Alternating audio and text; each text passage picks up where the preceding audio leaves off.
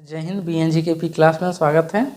आज हम पढ़ेंगे कोशिका विभाजन यानी सेल डिवीजन। तो यहाँ हम थोड़ा सा लिख दिए हैं, एक कोशिका का टूटकर दो या अधिक कोशिकाओं का निर्माण कर देना कोशिका विभाजन कहलाता है।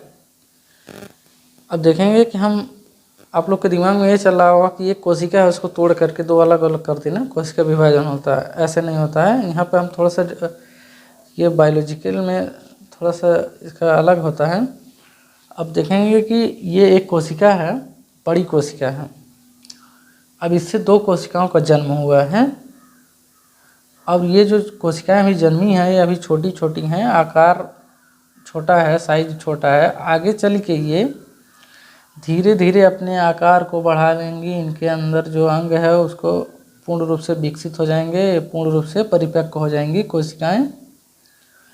और ये कोशिकाएं जो है कुछ समय के बाद इस कोशिका के बराबर काम करने लगती हैं, यानी इसी के बराबर हो जाती हैं, सेम टू सेम एक बराबर काम करने लगती हैं। और ये जो बड़ी वाली कोशिका है इसको हम मदर सेल कहते हैं, यानी माता कोशिका कहते हैं। और जो इनके द्वारा पैदा हुई हैं दो कोशिकाएं उनको हम डॉटर सेल कहते हैं, यानी पुत्री कोशिका कहते हैं। अब ये जो घटना चक्र है इसी को हम कोशिका विभाजन कहते हैं। इसको आप लोग समझ गए होंगे।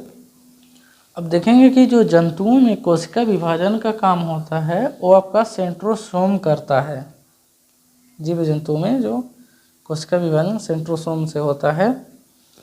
और पादपों में जो पेड़ पौधों में कोशिका विभाजन का काम होता है वो आपका सेल प्लेट के द्वारा होता है। अब ये कोशिका विभाजन समझ गए होंगे। अब इसके आगे हम देखेंगे कोशिका विभाजन कितने प्रकार का होता है। तो जो कोशिका विभाजन होता है वो 3 प्रकार का होता है। पहला होता है असूत्री विभाजन, जिसमें बहुत कुछ नियम कानून नहीं लगता है, जल्दी जल्दी हो जाता है। इसको हम इंग्लिश में कहते हैं एमाइटोसिस। और दूसरा होता है समसूत्री विभाजन, यानी बराबर बराबर का विभाजन, जिसको हम माइटोसिस कहते हैं।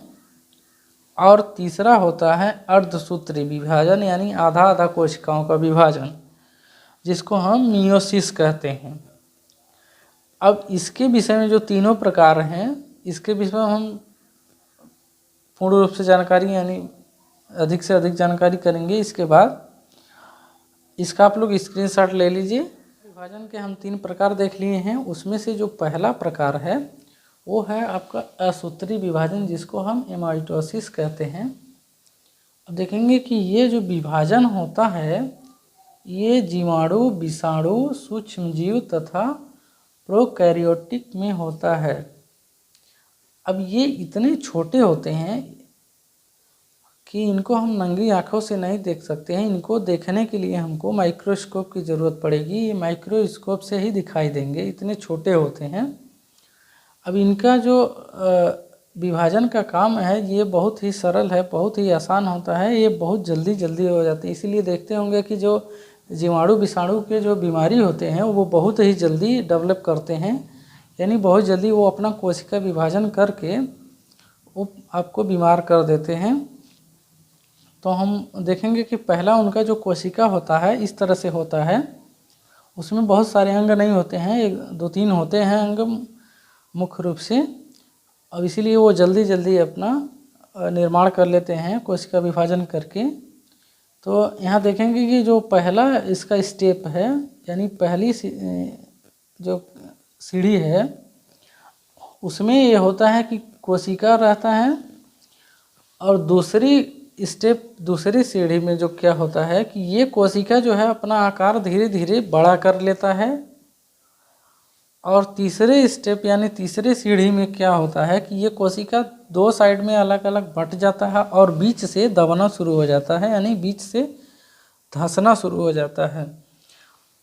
और जब इधर जो कोशिका दोनों बढ़ती हैं तो इनके साथ में ये जो बीच में है ये केंद्रक है, न्यूक्लियस, ये भी 2 भाग में बढ़ता है और धीरे धीरे ये बीच से चिपक जाता है और चिपक के ये चौथे सीढ़ी यानी चौथे स्टेप में ये 2 कोशिका बन जाता है। अब ये जो कोशिका है आगे चल के धीरे धीरे जो है अपना विकास करके ये सेम इस कोशिका के आकार की हो जाता है। तो इसको आप लोग समझ गए होंगे, ये बहुत ही आसान है।